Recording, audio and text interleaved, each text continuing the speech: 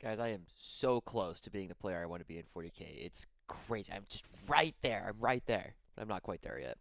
Welcome back, everybody, to another episode of the Tournament After Action Reports with me, your host, Joshua Joshi Howard. Today, we're going to be going over the most recent event that I went to called Hammer of Wrath GT down in Orange County, California. Before we start talking about the list, I do want to give out a couple of quick shoutouts, of course, to Adam, who was organizing this last event down at the Squad Marks location. So shout out to Adam, shout out to Mason Squad Marks as well, and then of course shout out to Dice Hammer for providing some of the terrain that we were using at the event. So overall, it was great. This is a place that I play a lot at. Really liked the environment, and we opened up like a second room because normally, my only gripe about Squad Marks is that sometimes the air conditioning isn't working the way we want it to, but this time it was just great the entire time. Lots of good guys there, and also shout out to all my teammates from Get Hammer who were also at the event. Next, before we start talking about the list, I do want to talk about the lay of the land, as some other people have talked about it. And to start off with, this event was really, really strong. It's one of the last events in the SoCal area where you can still earn yourself a golden ticket in order to go towards the World Championships of Warhammer, which I believe are in Atlanta, somewhere in the southern United States for sure.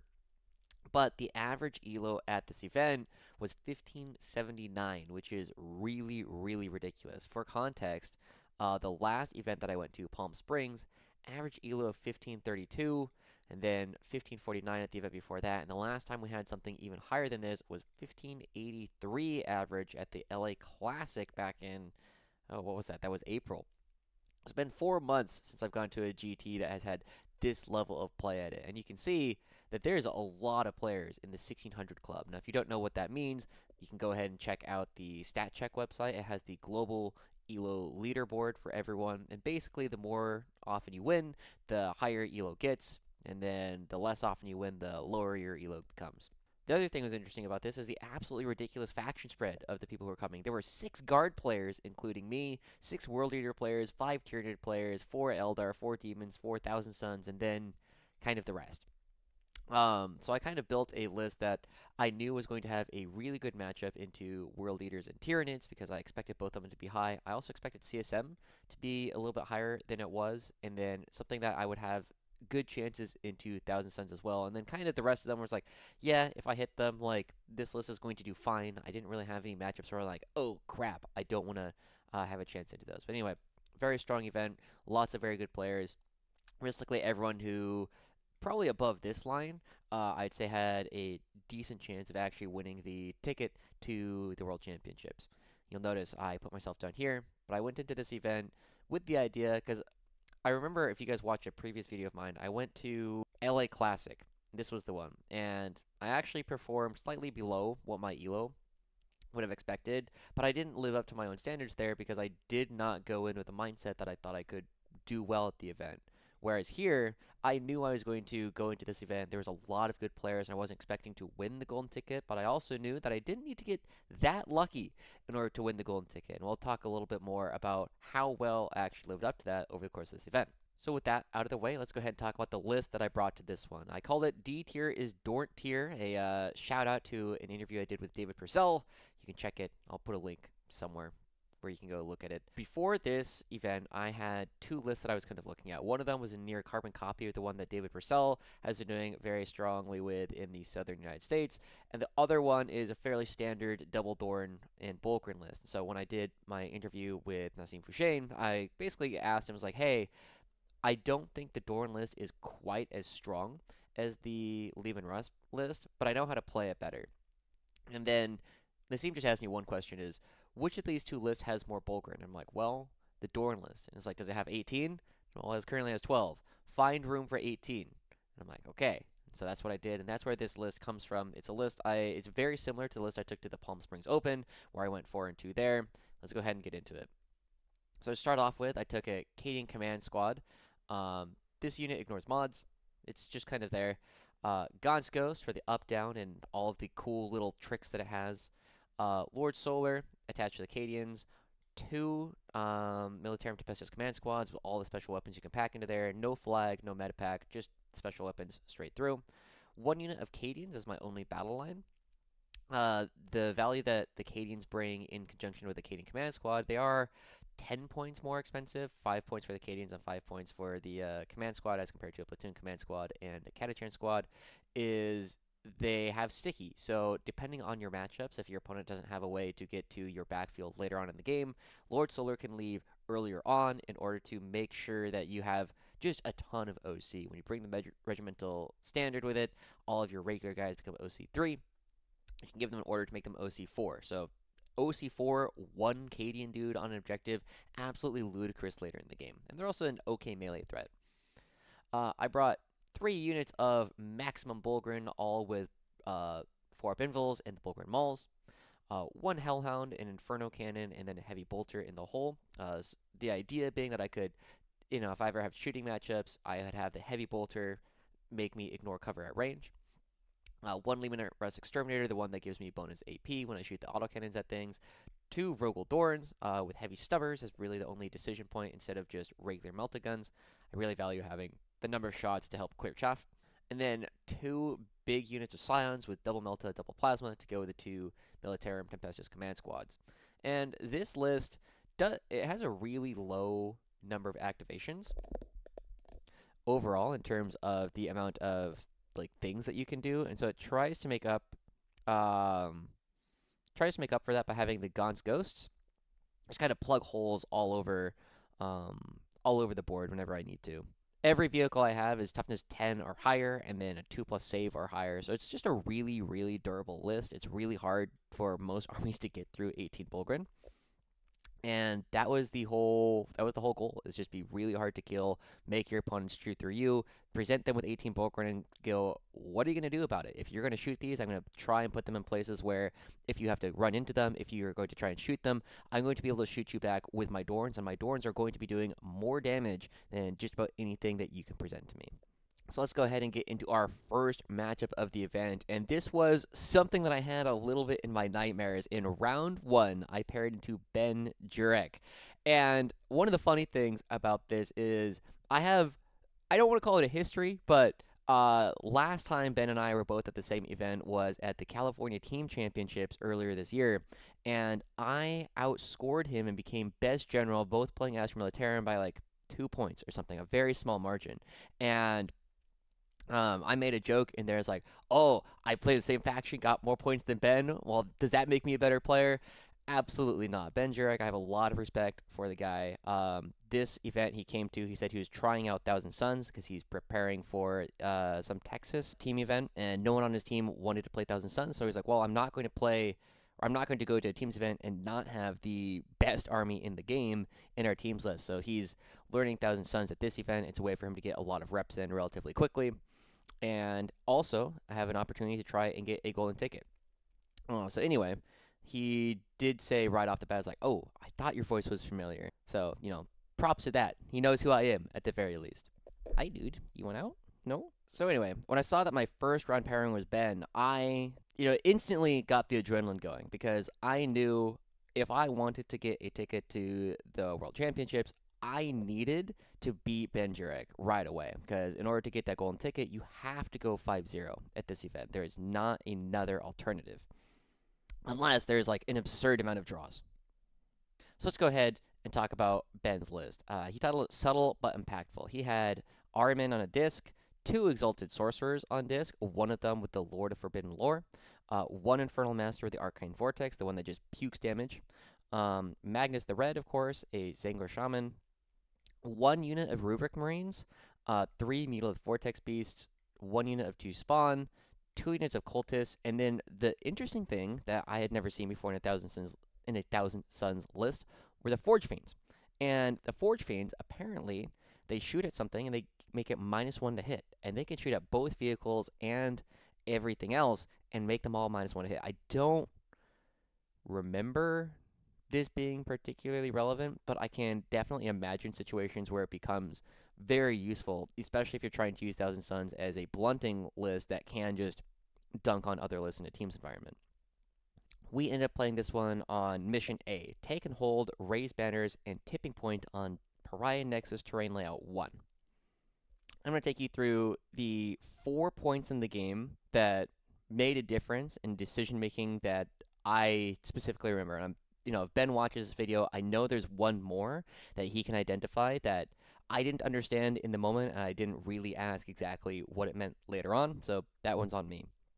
Anyway, it started off going quite well, or I ended up going second in this, which is always a huge advantage in Pariah Nexus because of how powerful bottom of turn scoring is. So one of the first things that happens in this game is I end up rolling containment, and I will drop my Gaunt's ghosts right in here. And Ben has a Mutilated Vortex Beast right about here. And on his turn 2, he rolls Assassination. And with Gaunt's ghosts right here, this is a fairly easy way for him to try and pick it up. But what ends up happening is the Mutilated Vortex Beast walks over, chills about here, throws its flamer, and then charges, and Gaunt lives with 1 or 2 wounds. And that's huge, because it means that Ben ends up discarding the assassination secondary because it's too easy for me to deny it. I can just shoot it, I can leave him in combat, I'll be swinging first, and it's going to be taking a ton of damage. I should be expecting to kill this Mutilated Vortex Beast. He doesn't want to take the risk of just having a dead secondary. And he's right. Immediately after, I have my Dorns like here and like here or something, and there was, whatever it was, there was an angle where I was able to shoot this Mutilated Vortex Beast, and I was able to take it down. I also had enough firepower left over to kill, I think it was a Mutilated Vortex Beast that was also here. And so I end up scoring 4 points on bringing it down. He ends up losing the Assassinate, and Gaunt lives for, I think, the rest of the game, just kind of hanging out and scoring the secondaries. That was the first major turning point in this game. The second major moment, I think this was on turn 3, I have a Dorn parked around here, and Magnus is here. And he also brings out a bunch of like guys right in this area in order to all try and contribute damage into this Dorn. But I end up spending 2 CP in order to give the Dorn -1 damage from all the fire that's coming in. It's called Armored Might. It only works in the shooting phase. And Ben spends a lot of his army trying to take down this Dorn. And it ends up living with 2 wounds, which is a huge deal. And the even bigger part of this is, I think this is actually on turn 4, where he's trying to score Storm Hostile. And so he takes a guy on a disc, double moves it onto this objective, but in order to score a Storm Hostile, he needs this dead. And that ends up being another big swing where he ends up losing out on the 4 or 5 points or whatever it is, because I spend that 2 CP to keep it alive on just no HP at all. And that is huge. Once again, I have robbed Ben entirely, because down here I had the Gaunt who lived with like 1 or 2 HP. I have this guy up here who's now lived with 2 wounds. But it's not just all that, right? These are some of the big moments that happen, but I'm not the only one who does some of the robbing, because the only reason why this is even close is because Magnus here ends up getting shot at by 1 Dorn that's here, and then this Dorn comes in and goes for a tank shock to try and take down Magnus.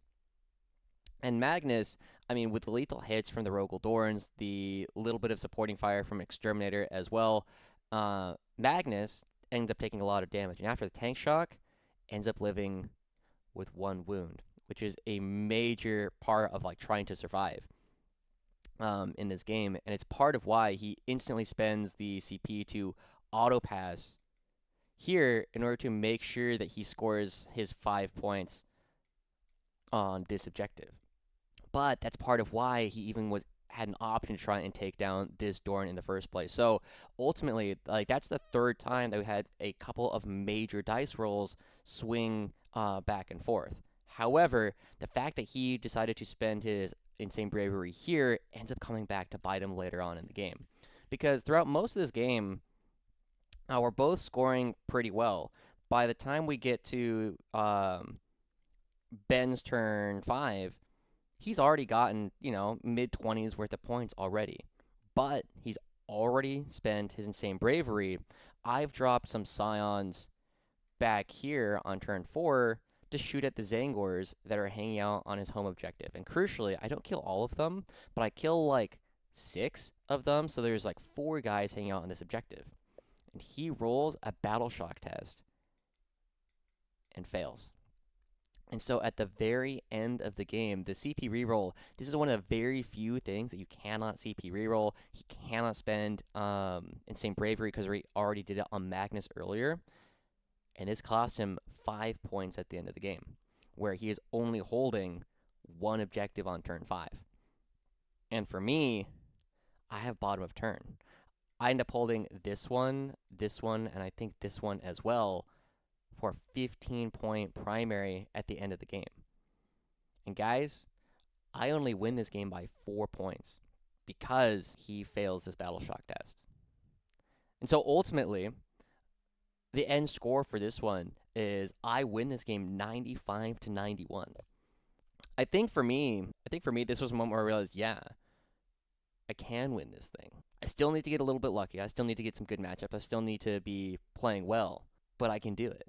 And that was great. Ben was a fantastic opponent. Really enjoyed playing against him the entire time. I want to reiterate a lot how much I respect him as both a player and a competitor, and also as a communicator for the game. A fantastic person to have in any community. I really am excited that I got a chance to play against him.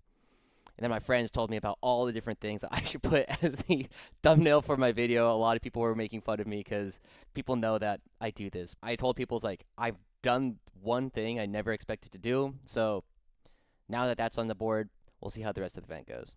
In my second game of the day, I'm already coming off of this, really big win for me. I'm feeling really good about it. In my second game of the day, I end up playing against a guy that I've played before, Steven Masuda, who I ended up playing at the Loaded Dice GT earlier this year in February. So I hadn't played against him since February.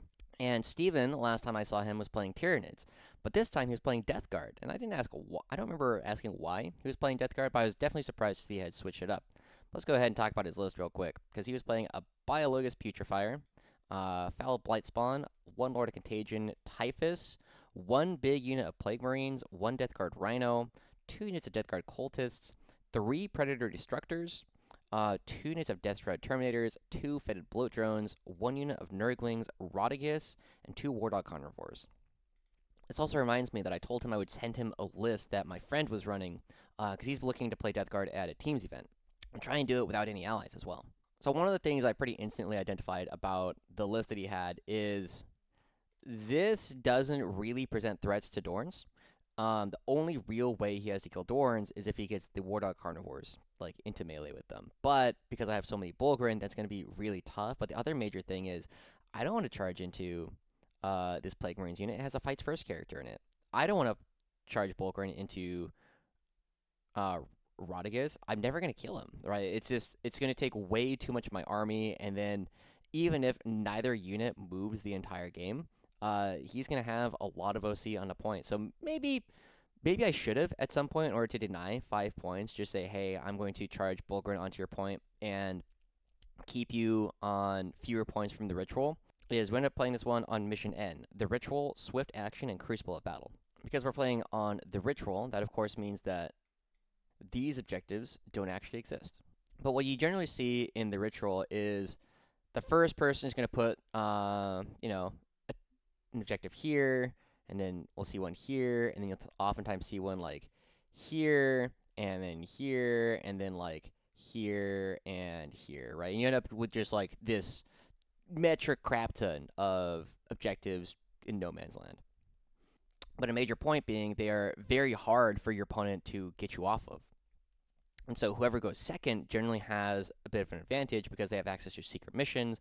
They also have access to just bottom of turn scoring. So on turn 4, they can just do a big bum rush to try and get people off of these objectives and keep your opponent to, like, if you keep your opponent to a 5, 10, 10, 10, and you score a 5, 10, 10, 15, that's a huge change in the way that points are actually scored on this mission. But honestly, I think a lot of this game came down to a single decision that I did wrong. And the major issue that I had is because I ended up going second. On my second turn, or on my first turn, I drew Sabotage. And what you'll notice is that this is outside of my deployment zone. So what I ended up doing was I ended up dropping Gaunt's Ghost, something like this, in order to do Sabotage here and score these points. And then I put a Rogal Dorn somewhere in here in order to overwatch anything that came in because it was going to be within 18 inches of anything he tried to drop, like his Blightlord Terminators. But then something funny happened. So Steven drew Assassination, and I told him my characters are, like, I have Lord Solar, and then I have Gaunt, which is one of these guys here. And he's instantly like, I'm going to discard that. I'm never going to do that. It's not going to work. But he also saw that I was doing Sabotage, and he also wanted to get engaged in all fronts. And it was pretty easy, because he charged a Carnivore from, like, here into a Hellhound that was here, trying to make sure that the Carnivore could not get into the Dorn. But he ended up charging this Carnivore into this Hellhound, ended up living on, like, 2 wounds or something. And then the other major thing that happened was, even though I had my Dorn here ready to Overwatch, he dropped Blightlord Terminators 9 inches away from Gaunt's Ghosts. And of course, I go for the Overwatch, kill one of them, I think, and he hits this charge. And he ends up picking up Gaunt. This entire unit just gets wiped by the 3 remaining Terminators. And that was really, really bad, because I did not expect that he would try and go for that. I did not expect that he was going to devote what I thought was a pretty valuable unit in order to try and attack my backlines, in order to try and pick things up later in the game, to go for this play with engage in all fronts. And it did a couple of major things. One, it stopped my Sabotage. So I ended up getting my Sabotage on turn 2 instead of on turn 3, or instead of on turn 1. And the other major thing was I was planning on Gaunt's Ghost, because I did put my first objective somewhere in here. I was planning to use Gaunt's Ghost to put the second one here, and then string up Bullgryn to touch both of these objectives, and then say, hey, what are you going to be doing about these Bullgryn who are just sitting in the back line? So it ends up being at least a 3 points that I don't score from Sabotage, because they end up coming later. And the other major problem is he still has another unit of Blightlord Terminator, Destroy Terminators, or whatever. And yeah, I'm able to clean up these Terminators pretty easily. But the flip side of that is that I'm now worried that there's too much space back here, because I was planning on using Gaunt's Ghost to not only put an objective here, but also to make sure that none of this exists, that he cannot come down there. So I decided to take a unit of Bullgryn, advance them, and basically cover all this with Bullgryn. But because I advanced them, I didn't put down an objective. And this was the key mistake of the game that I made. So a couple of major things that end up happening, a couple of major ways that I could have solved this problem, is the first one is I could have just had my Dorn like this and just sabotage this piece of terrain. He's never killing a Dorn, right? He had like one Predator like here. I think he had one in reserve, so he could have put like a second one here. Even if both of these can draw fire, they're never killing a Dorn, right? They would need to roll like straight 6s in order to really have a chance of killing a Rogal Dorn, because even his las cannons are wounding on 4s. He's only got 4 shots. On average, you're going to need, I think it's like 16 las cannon shots to kill a Dorn on average. And he just does not have the volume of fire in order to do it. So that was the first way I could have stopped any of this. The second thing that I'm realizing now that I probably could have done is, with the first objective that I put here, I probably could have taken the Bullgryn that were here, and instead of advancing them to be too weird about the screen, I probably should have put an objective here anyway. Right? The Bullgryn walk over, they just put an objective, and now I'm not missing turns, because not putting down this objective ends up costing me another 5 points on my turn 3 primary. Meaning that my realistic cap is I'm capping myself at 35 instead of on the 40 or 45 you're supposed to be getting on the ritual. And honestly, the rest of the game kind of went as you would expect a ritual game to go. Steven scored his 5, and then his 10, and then his 15 by holding these 3 objectives for the rest of the game.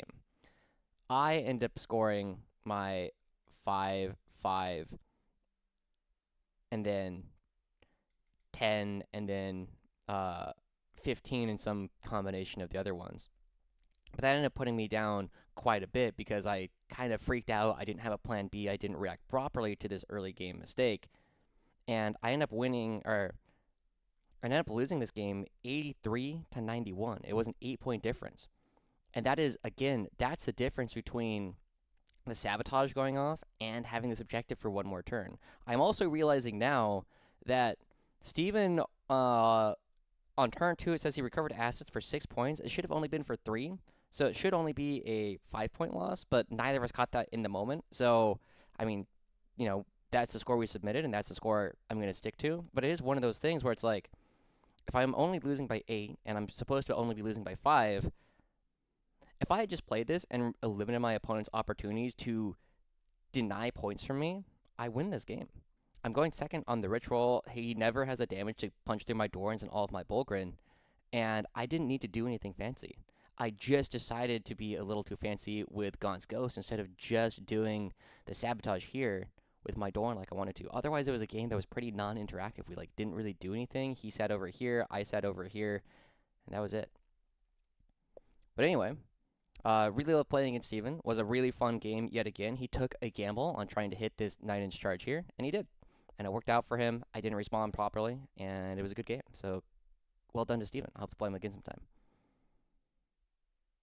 All right. After that, after our first 2 rounds where we were able to take down Ben Jurek and then lost to Stephen Masuda, we had our third game going up against Michael Snyder and his Tyranids. And Michael says that he has been out of the game for a little bit. He was very active in 8th edition where he had some top placings at LVO back in the day. However, he's been playing other games. He was in a playtest group for, I want to say, Star Wars Legion or something, where he was playing that at a pretty high level. But now, coming back to 40k, he's going back to the Tyranids he knows and loves. He's playing Invasion Fleet. He had a Broodlord, Death Leaper, the Swarmlord, a Winged Hive Tyrant with Adaptive Biology. I think that's the one that gives you a Feel No Pain. 1 unit of Gargoyles, 2 units of Hormigons, 1 unit of Biovores, 2 Exocrines, a unit of Gene Stealers, 2 Lictors, 2 Maliceptors, a Pyrovore, and a Tyrannofex. And this list just fundamentally doesn't do the damage that it needs to do into Bullgryn and into Rogal Dorns. Rogal Dorns, I mean, the Tyrannofex is the best thing that you can shoot on it.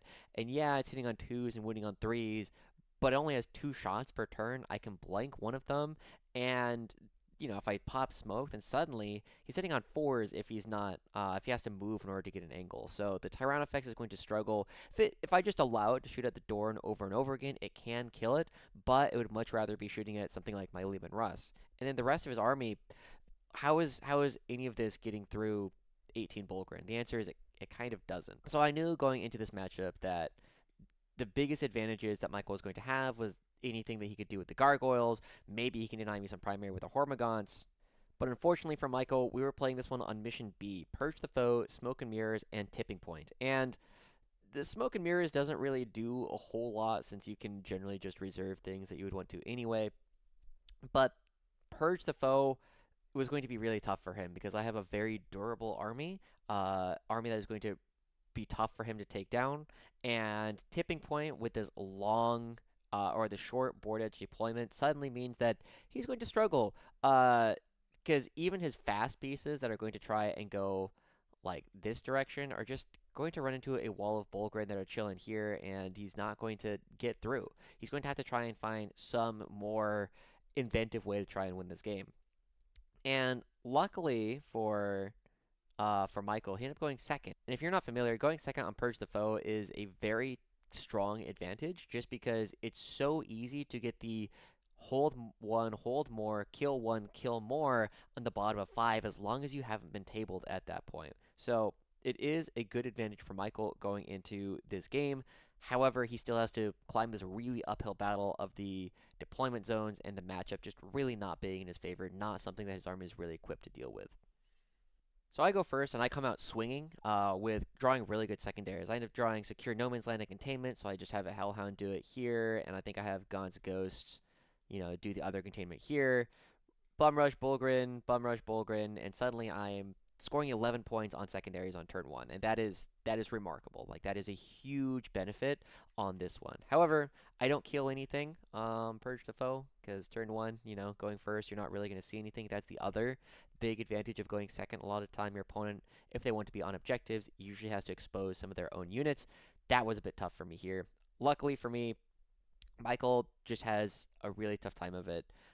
in general. I'm able to just consistently kill more things than he is just because I kill like a couple of things and then he doesn't have anything, like he just does not have the output necessary to kill Bullgryn, Leman Russes, and Rogal Dorns. And that's kind of the way most of the game goes. I think the biggest surprise that we both had was on turn 3. He was basically running out of things. He had like a couple of Maliceptors here, which were in combat with Bullgryn, something like this, whatever. He had a Tyrannofex still, which was, shooting down range. It almost killed a Leman Russ, but left it on like 2 wounds. Um, had like an Exocrine or whatever, and I suddenly had both Dorns. One of them, I think, was yeah, one of them was it was moving between like these two spots, and the other one was hanging out here. And I thought at this point, like, I was going to kill pretty much everything that he still had on the board. But on my turn 4, I just whiffed really hard into shooting everything, and he actually killed more on that turn. However, he was really running low on secondaries because at the same time he drew Area Denial Sabotage, and I had my Bullgryn like right here within 3 of the center. He couldn't sabotage anything, and he was just drawing dead secondary after dead secondary. So even though he did a decent job trying to create some space for himself, I think the combination of the mission where he can't kill any of my things, poor secondary draws, and the deployment zones, meaning that he has to be the one to be really aggressive if he wants to put me on the back foot, whereas I can just comfortably leave Lord Solar here. I don't even have to. I can move him off because they're sticky, just meant that there was not a lot that he had options to do. Um, yeah, Tyranids are unfortunately a little bit too slow and don't do enough damage, especially in this kind of monster mash kind of build to really put dents into Rogal Thorns and Bullgryn. And I think this one was pretty much just a matchup difference. I could tell that Michael knew what he was doing. Michael was making a lot of intelligent decisions. He was moving very accurately. Unfortunately, his army is just too slow and not enough damage, so I end up taking this one down 93 to 60. I think if Michael had another like month to prepare and get more games in on Pariah Nexus, this could have been a closer game, especially because he went second, but he's not supposed to win this one most of the time because the only real way to beat 18 Bullgryn with Tyranids is if you can jump the screens, or you can play a lot of stuff on primary, but Purge the Foe is a very difficult one to mess with your opponent's primary because they only need to control one on their home objective, and that was enough. So 93 to 60 win in game 3. So we knew going into this event, or at least by the time the first day started, that day 1 was going to be random within brackets, so anyone who had the same record could play against each other. And then day 2 was going to be ranked tables, so the number 1 and number 2 will play each other, 3 and 4 will play each other, and as long as that matchup hasn't happened before, then you just go down the line.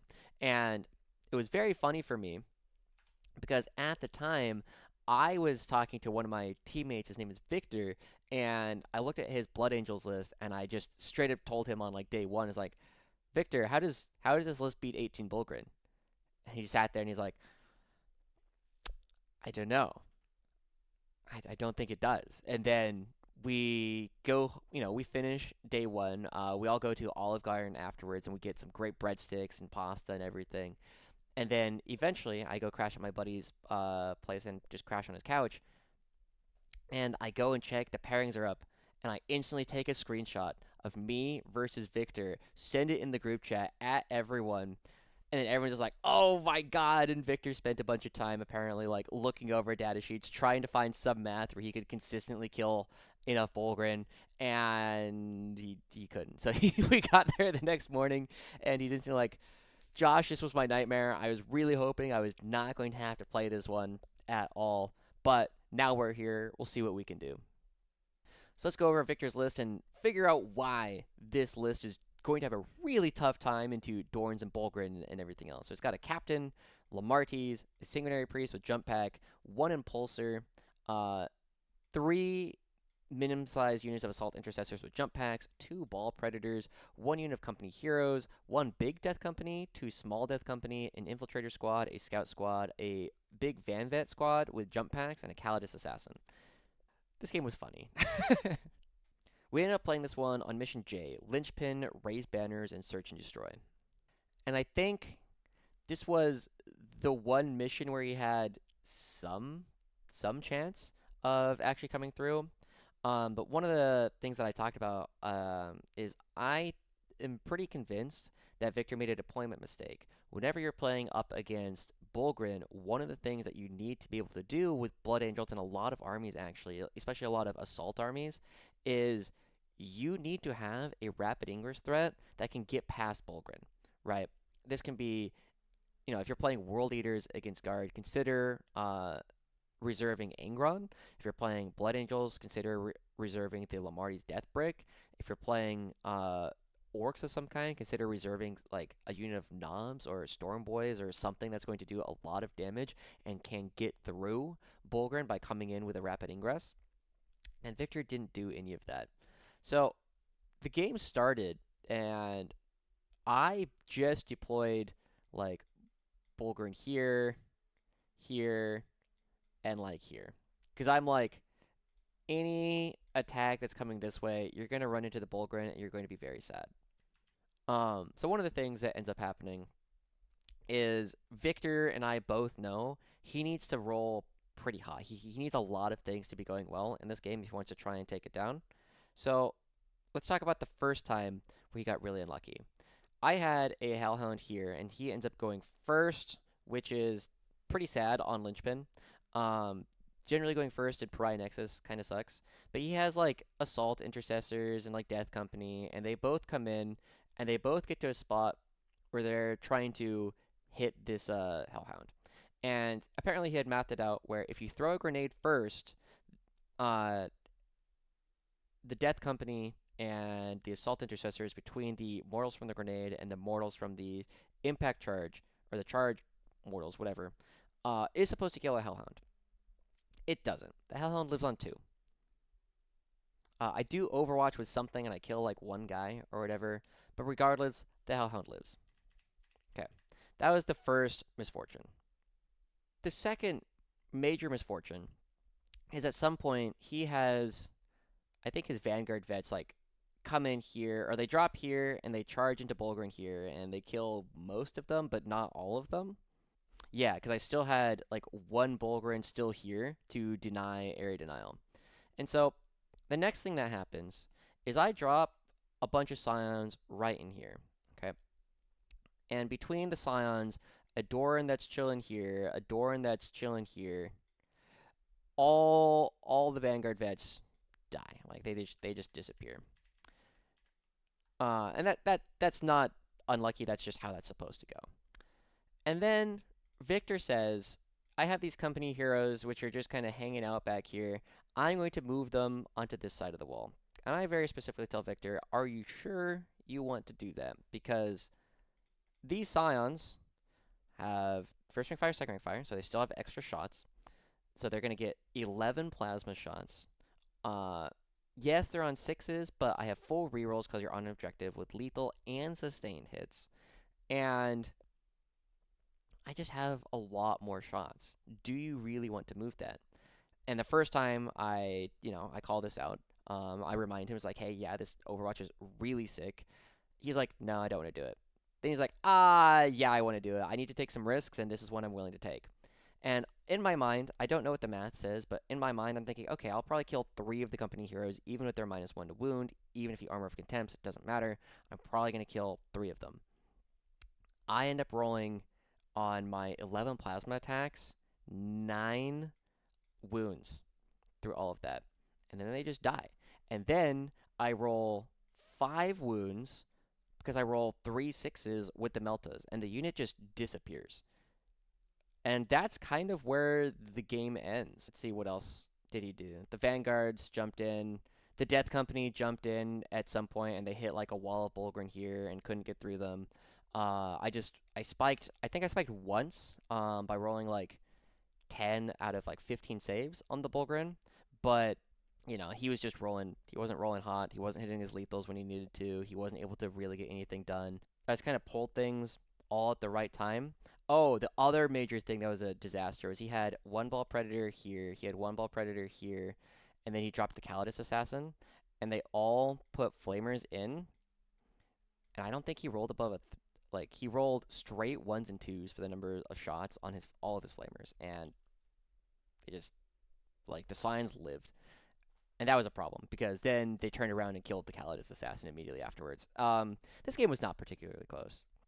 This matchup was another one where you need to find some way, if you're trying to beat guard, to jump the Bullgryn screen if you're playing against them. Or you need to beat them some other way. Like you can be really like hiding the entire time and trying to score, but the Bullgryn screen is kind of inevitable. It's going to come forward. You are going to have to deal with the Bullgryn at some point, and you have to find an answer for that. And this Blood Angels list simply did not have one.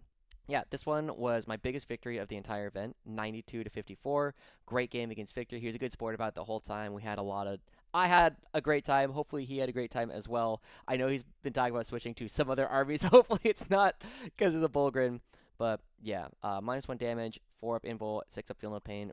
Blunts a lot of damage coming through Blood Angels because they rely on their damage 2 power fists, and now they're damage 1 power fist with AP that doesn't matter. So yeah, tough time.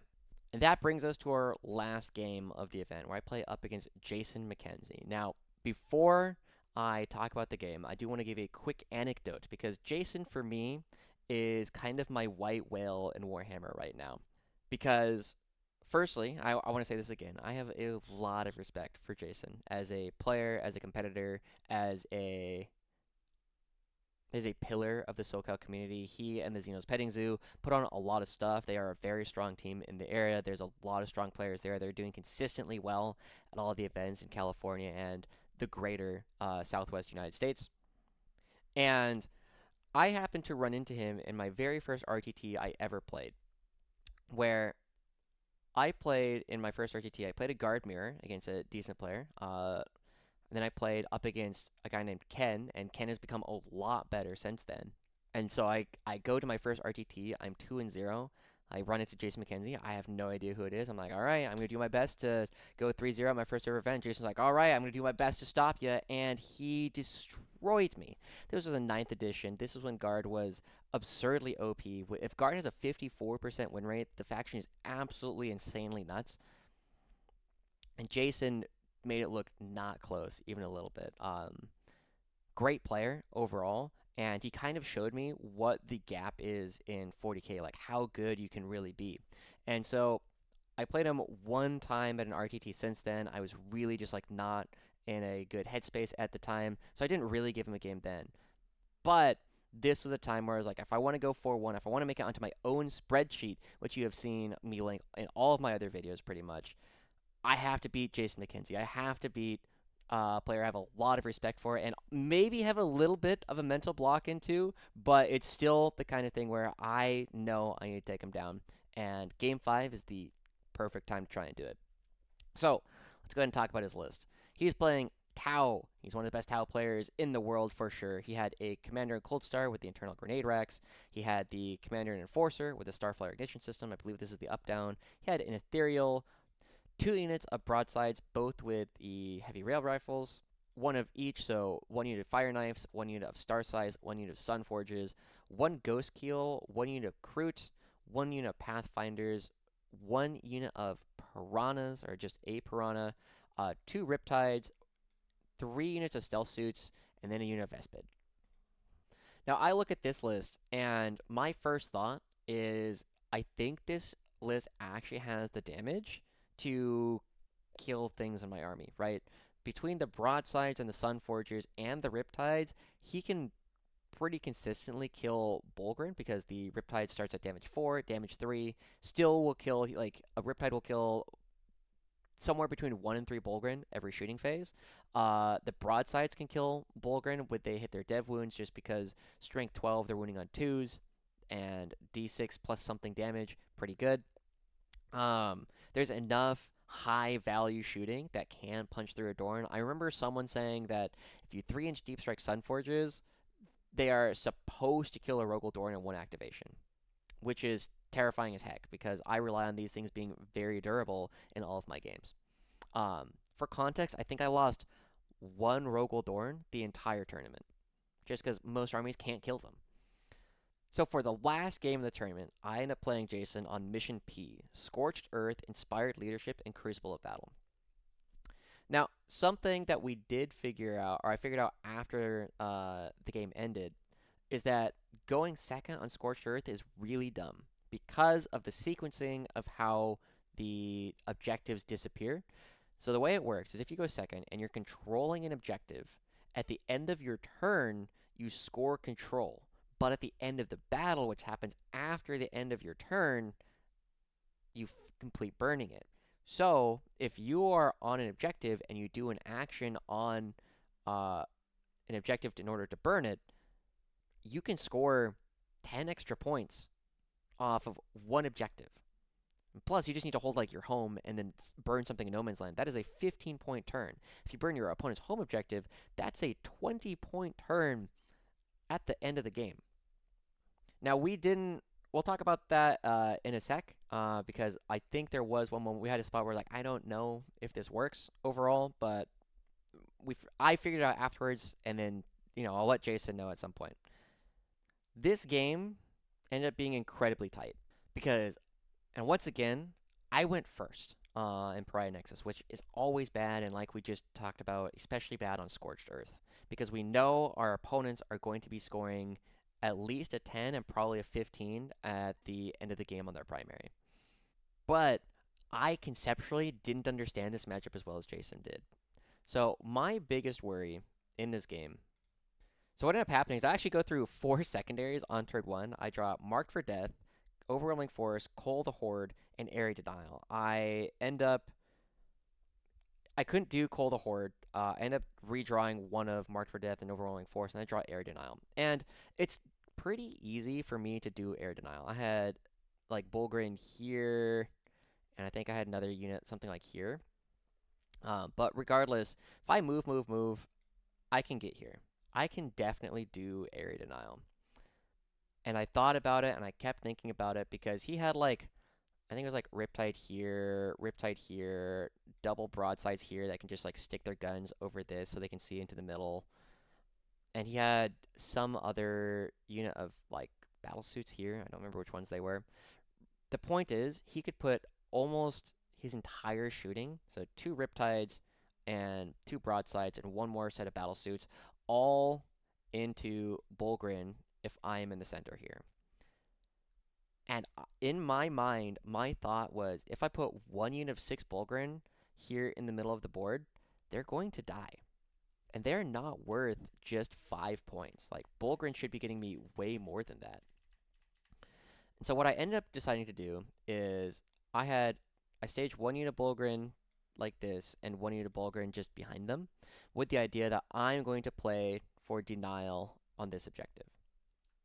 Now, after the game ended, what Jason said I was supposed to do, and after talking with some other players who are more familiar with the Retaliation Cadre matchup than I am, is that I'm supposed to full send both units of Bullgryn, put them in the center, send this one here so I can, guaranteed score my 10 by controlling my home, and probably this one, and just put this wall of Bullgryn out in the middle, put a Dorn here, and just say, Jason, what are you going to do about this? Maybe you kill one unit of Bullgryn, but by the next turn, they are in your face. They're asking questions. They're coming in with more Scions, and I'm just going to put so much pressure on you out the gate that it's going to stop. It's going to stop anything because he does not have the damage to deal with 18 Bullgryn on turn one. He has the damage to deal with 6 Bullgryn on turn one, but he does not have enough damage to do that. And the funny thing is, I had actually like tried this strategy against my opponent in a TTS game previously against Votan, where I was like, I don't think you have the damage to do it. What if I just put 12 Bullgryn on the center objective? And he couldn't. Like, he couldn't deal with it. He killed 5 Bullgryn, which meant I had a unit of 1 and a unit of 6 still in the middle of the board. But this time, maybe I was too hesitant. Maybe I just wasn't familiar. I was too worried about trying to screen my backfield, and I didn't go for it. And it ends up putting me in a spot where I constantly have to try and nickel and dime and try and find these small edges here and there. And I actually think I did a pretty decent job of that. However, I do make a couple of big mistakes. One of the mistakes that I make after that, so the first one is a conceptual mistake, and I don't feel bad about conceptual mistakes because conceptual mistakes are easy to fix.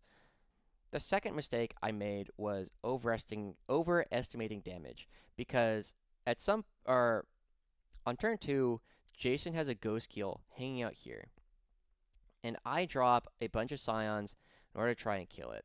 With my goal being if I can put him on 555 on his primary for turns 2, 3, and 4, that is going to be where I find my edge.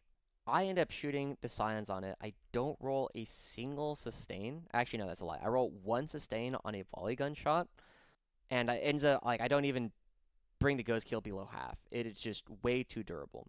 And this was one mistake.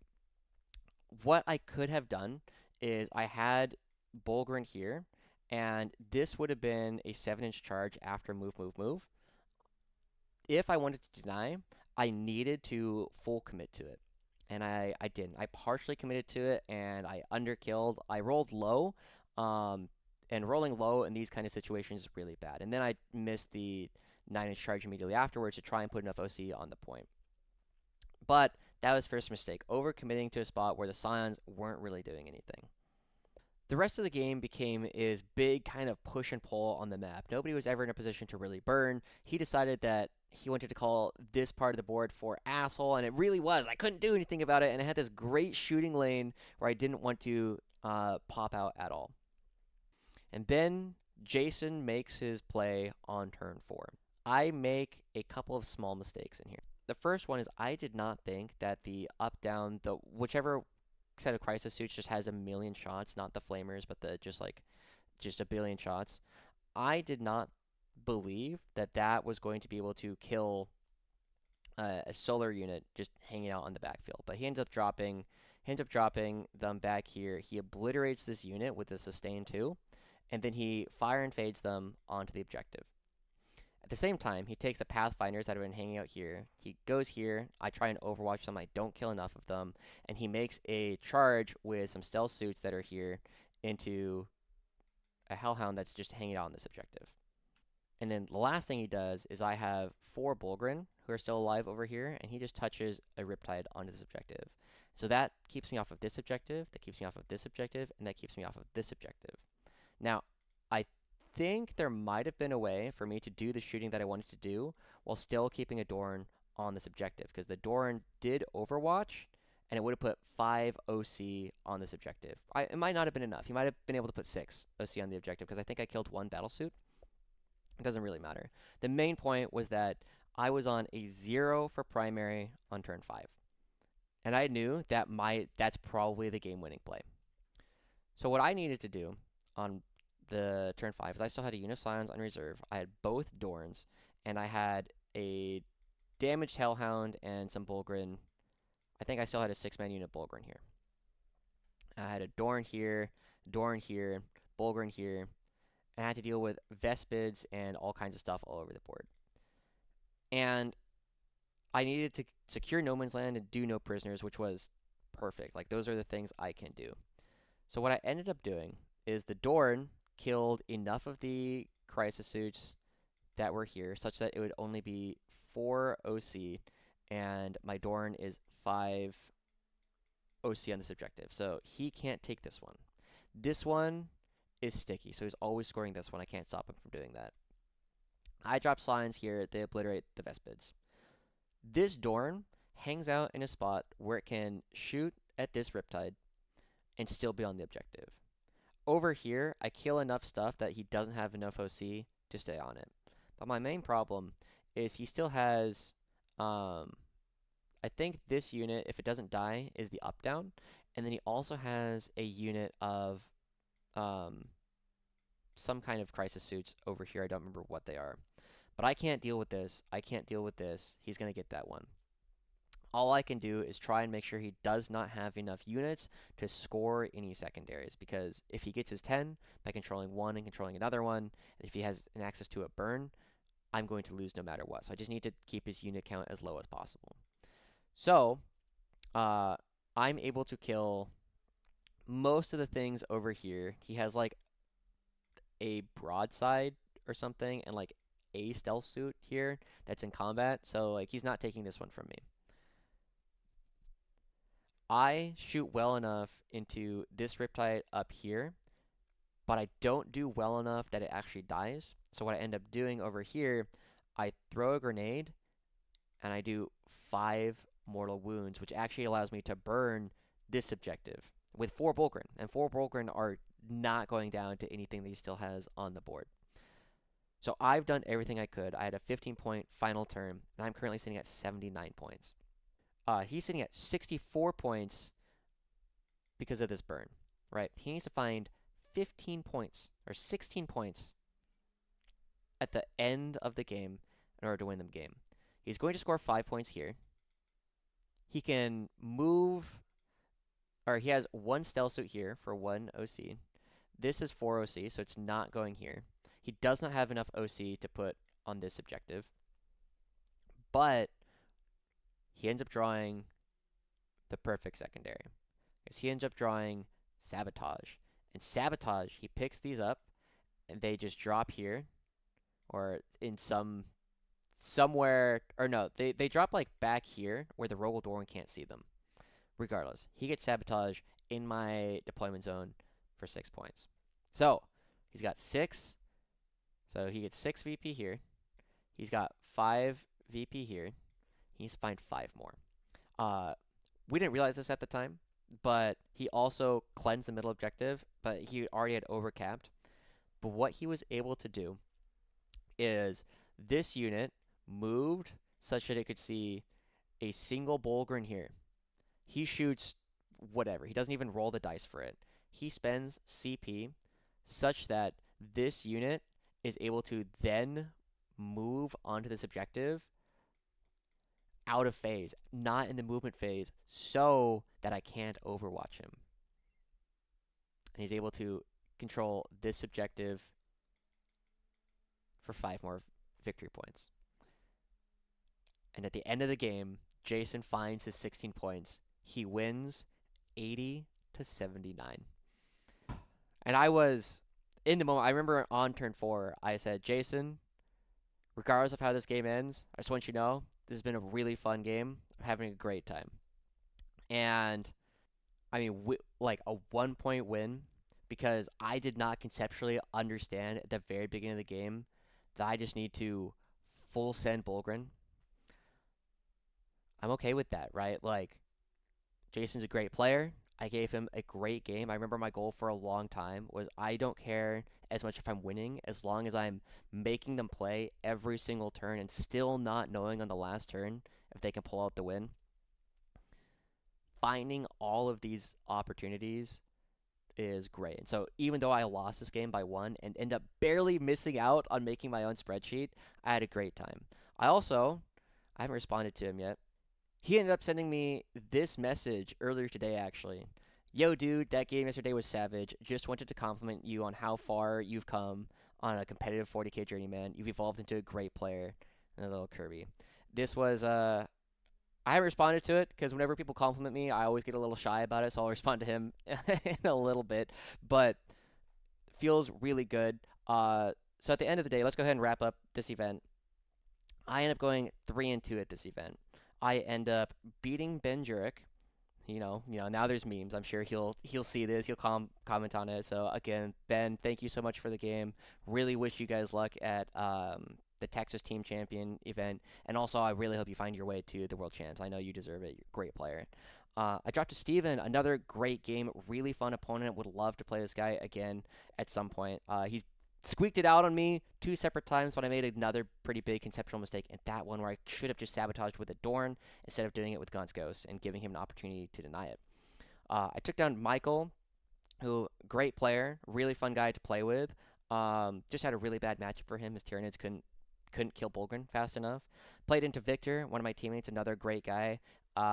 Again, couldn't deal with the 18 Bullgryn, but really enjoyed that game. And then I ended it by losing 1 point against Jason and another fantastic game. So even though I didn't get the result that I wanted, it's just kind of like a personal thing. I always go into every GT with the goal of winning more games than I lose. So going 3-2 or 4-2 at a GT is usually my goal. And then I generally have a bit of a stretch goal of going 4-1 or 5-1, only losing one game at the event. And I haven't done that in a while, but I'm really close. I took down some very good players. I had a lot of really fun games. So even though I didn't win, had a great time. Really looking forward to do it again. Want to give a shout out as well for the last time to all these opponents for giving me such a great time. And to kind of close things out, I have not had a hunger to get better at something in a long time. I remember remarking to some of my Get Hammer teammates about a week ago, I was like, I think I've plateaued. Like, I don't really feel myself getting better. And I feel like I showed in this event that I have actually gotten a lot better over the past, you know, 8 months or however long we've been in Pariah Nexus, however long we've been in 10th edition. I can tell that I've gotten a lot better than I used to be. And I want to get even better. I've already done my first goal this year. I've crossed 1,000 ITC points. And last year, I think I ended like 100 or 880, something like that. So I've crossed 1,000 ITC points already. So that was my first goal. My second goal is to win a GT. I still have about 3 months left to do that. And then my other goal that I really want to try and do now is I should cross 1,600 ELO at this point. My goal is to cross 1650 before the end of the year, and I think that's also very doable. So, feeling really good. I'm going to be spending a lot of TTS games. I don't currently have any singles events on the docket for a while. My next event that I know I'm doing is in October, where I'm going to be playing with Team Githammer at the SoCal Team something something. There's a big teams event that's coming down here to San Diego, so I'll be going to that. Oh, other couple closing thoughts. Make sure you like, comment, subscribe, all that nonsense. It really helps with the algorithm. I have memberships now, so if you tie your membership to your Discord account, you can also get into the Discord. If for whatever reason this is your first time watching a video, Robert Moreland gave me the password. I'll throw it up one more time. I'll find another password with our next guest. But currently the password is Kazarkin. If you send that to me as a message on Discord or on Reddit, I'll go ahead and send you an invite to the Joshi 40K Discord. With all that said, thank you so much, you guys, for watching. This has been Joshua Joshi Howard. We're talking about Hammer of Wrath, and we'll see you guys all next time. Bye-bye.